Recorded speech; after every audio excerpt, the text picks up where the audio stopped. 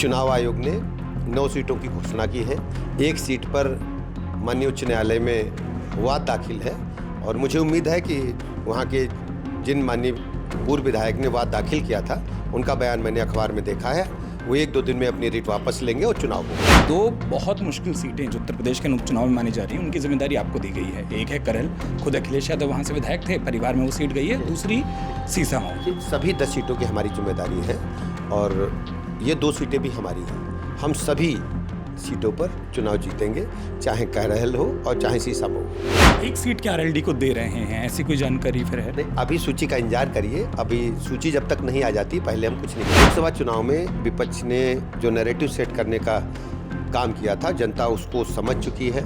चाहे संविधान का मामला हो, चाहे आरक्षण का मामला हो, पूरी तरह से एक्सपोज हो चुके हैं।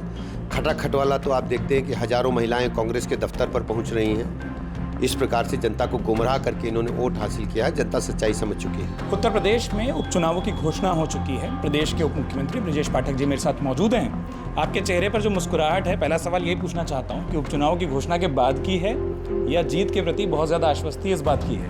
भारतीय जनता पार्टी ने माननीय प्रधानमंत्री नरेंद्र मोदी जी के मार्गदर्शन में गरीब कल्याण योजनाओं के माध्यम से जन जन में अपनी पैठ बना ली है। उत्तर प्रदेश में हमारी सरकार की योजनाओं ने, माननीय मुख्यमंत्री जी की योजनाओं ने जनता का दिल जीता है। और आप देखेंगे कि उत्तर प्रदेश में अभी जो 9 विधानसभा के उपचुनाव हो रहे हैं, सभी सीटों पर भारतीय जनता पार्टी विजयश्री दर्ज करेगी। आपने जो एक शब्द कहा, विपक्ष इसी को मुद्दा बना रहा है कि 9 क्यों हो रहे हैं, 10वां क्यों नहीं हो रहा। आपने अखिलेश यादव जी का ट्वीट भी देखा होगा। विपक्ष की आदत है, खासकर कांग्रेस और समाजवादी पार्टी की, संवैधानिक संस्थाओं पर उंगली उठाना, उनके क्रियाकलापों पर हमेशा कोई न कोई प्रश्नवाचक चिन्ह खड़ा करना।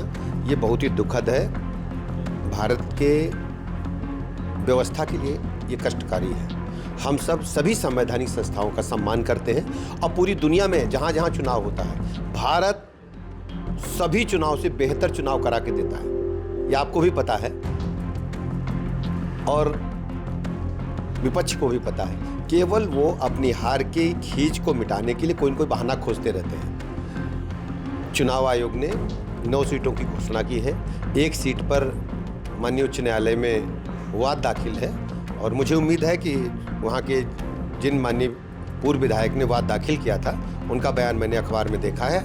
वो 1-2 दिन में अपनी रिट वापस लेंगे और चुनाव होगा। एक और महत्वपूर्ण जो बात है वो ये है कि समाजवादी पार्टी के 6 उम्मीदवारों की लिस्ट आ गई, बसपा के 5 नाम दिखाई दे रहे हैं। भाजपा की लिस्ट में कहाँ देरी हो रही है? लोकसभा में आप लोगों ने बहुत पहले लिस्ट ले ली थी, क्या उससे सीख रहे हैं या कोई और कारण है?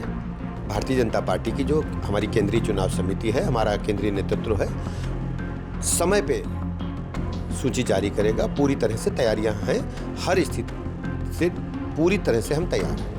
ये 2 बहुत मुश्किल सीटें जो उत्तर प्रदेश के उपचुनाव में मानी जा रही हैं, उनकी जिम्मेदारी आपको दी गई है। एक है करहल, खुद अखिलेश यादव वहाँ से विधायक थे, परिवार में वो सीट गई है। दूसरी सीसामऊ। सभी 10 सीटों की हमारी जिम्मेदारी है और ये 2 सीटें भी हमारी हैं। हम सभी सीटों पर चुनाव जीतेंगे, चाहे करहल हो और चाहे सीसामऊ हो। हमें जनता का आशीर्वाद प्राप्त है, समर्थन जनता का है मेरे साथ। आपके मैनेजमेंट के लगता है आपकी पार्टी में कई लोग कायल हैं, क्योंकि आपके एक सहयोगी को मनाने की जिम्मेदारी भी आपको दी गई। संजय निषाद जी का मैं जिक्र कर रहा हूं, जो ये कह रहे हैं कि एक सीट हमको कम से कम चाहिए, वो तो 2 कह रहे हैं। और आपने भी बयान देखे पढ़े दोनों हैं। संजय निषाद जी हमारे परिवार के मेंबर हैं। वो दल के लिहाज से भी हमारे परिवार के मेंबर हैं, वैसे मेरे व्यक्तिगत मित्र हैं।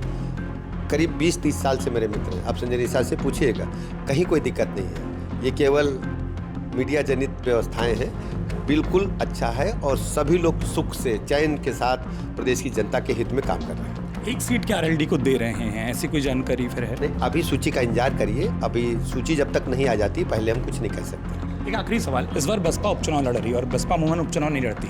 ये जो पूरा का पूरा उपचुनाव है, ज़्यादातर पार्टियों के, चंद्रशेखर कह रहे हैं वो भी लड़ेंगे, सपा और कांग्रेस का जिक्र आपने कर दिया। कितना मुश्किल लग रहा है खासतौर पर लोकसभा चुनावों के बाद? कोई मुश्किलात नहीं है।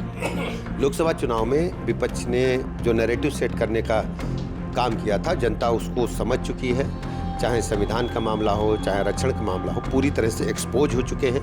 खटाखट वाला तो आप देखते हैं कि हजारों महिलाएं कांग्रेस के दफ्तर पर पहुंच रही हैं। इस प्रकार से जनता को गुमराह करके इन्होंने वोट हासिल किया है। जनता सच्चाई समझ चुकी है। बहुत शुक्रिया ब्रिजेश जी। ब्रिजेश पाठक, उत्तर प्रदेश के उप मुख्यमंत्री, जिन्होंने उत्तर प्रदेश में उपचुनाव की घोषणा के बाद अमर उजाला से खास बातचीत की है। जीत के प्रति बेहद आश्वस्त नजर आ रहे हैं। खैर, 13 तारीख को आप अपने हिस्से का मतदान जरूर करिएगा। इस अपील के साथ इस चर्चा को यहीं विराम।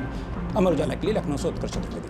अगर आप ये वीडियो YouTube पर देख रहे हैं तो हमारे चैनल को सब्सक्राइब करें और बेल आइकन को दबाना ना भूलें। अगर आप Facebook पर ये वीडियो देख रहे हैं तो हमारे पेज को लाइक करें।